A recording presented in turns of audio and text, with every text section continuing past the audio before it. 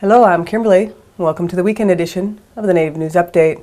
It's Friday, February 15th. Many of the stories you hear here can be found at IndianCountryTV.com. And here's the news for the day from the Associated Press and other Native news sources. Canada's Aboriginal Affairs Minister, John Duncan, has resigned after improperly advocating to a tax court on behalf of a constituent.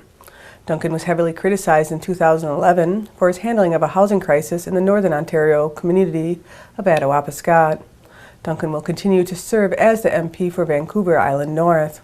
During his tenure as Aboriginal Affairs Minister, Duncan was often criticized by opposition MPs for his handling of the file, particularly during the Attawapiskat housing crisis and through the Idle No More First Nations movement.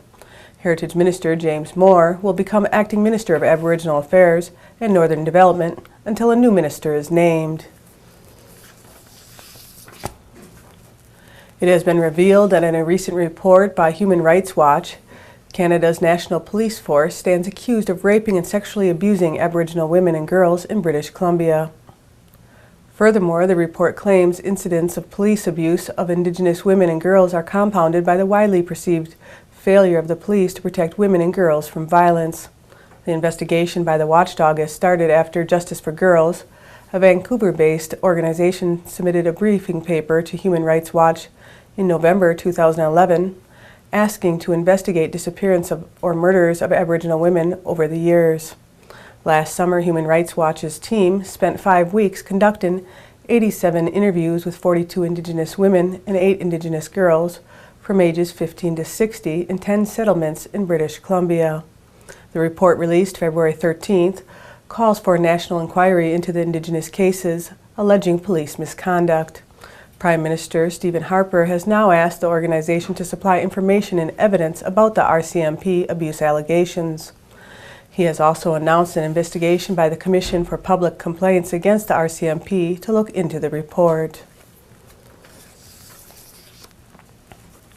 Officials at Northwestern University in Evanston, Illinois, announced the formation of a committee to investigate the role of university founder John Evans in the late 1800s killings of the Cheyenne and Arapaho people in southeastern Colorado, known as the Sand Creek Massacre. A student group at the university petitioned school officials to start a Native American Studies program and recognize the violent history of John Evans. The committee will include both NU faculty members and Native Studies scholars from outside the university, with a report to be completed by June of 2014. The 1864 Sand Creek Massacre occurred in the Colorado Territory, of which Evans was governor at the time, and resulted in the deaths of 150 peaceful Arapaho and Cheyenne natives. The committee will investigate Evans' role in the massacre, as well as any financial contributions he made to the university that may have related to exploitation of Native peoples. According to a new estimate by the Department of Justice, if the United States Congress does not take steps to avert the automatic spending cuts that will go into effect on March 1st, domestic violence programs funded by the Violence Against Women's Act would lose more than $20 million. The Department of Justice estimates that VAWA cuts would prevent 35,927 victims of violence in the United States from accessing life-saving services and resources, including shelter, legal services, and children's services.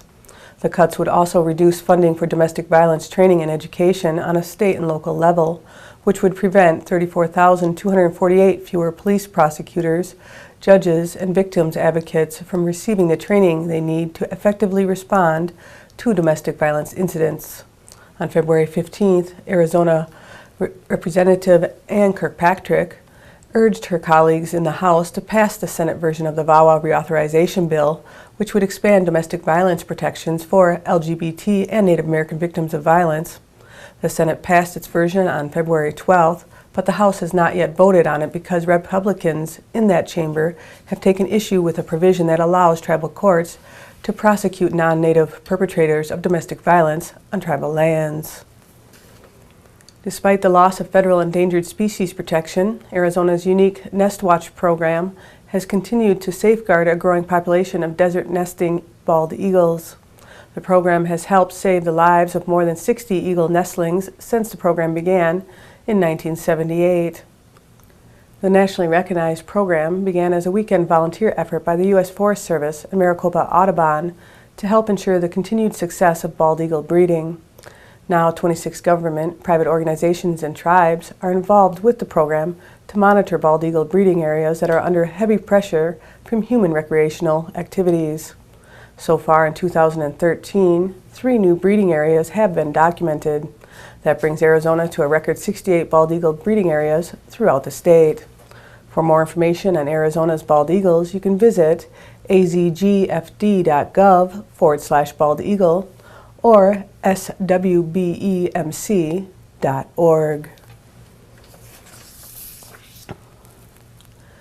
2 northern Arizona tribes that lost millions of dollars in annual revenue with the closure of a coal-fired power plant in southern Nevada are set to benefit from the sale of pollution credits. Coal mined from the Navajo and Hopi reservations and sent exclusively to the Mojave generating station in Laughlin, Nevada, through a 273-mile slurry line, was a major source of revenue and jobs for the tribes. The plant closed in 2005, leaving its owners with credit for sulfur dioxide emissions that could be sold as a part of the program to control acid rain.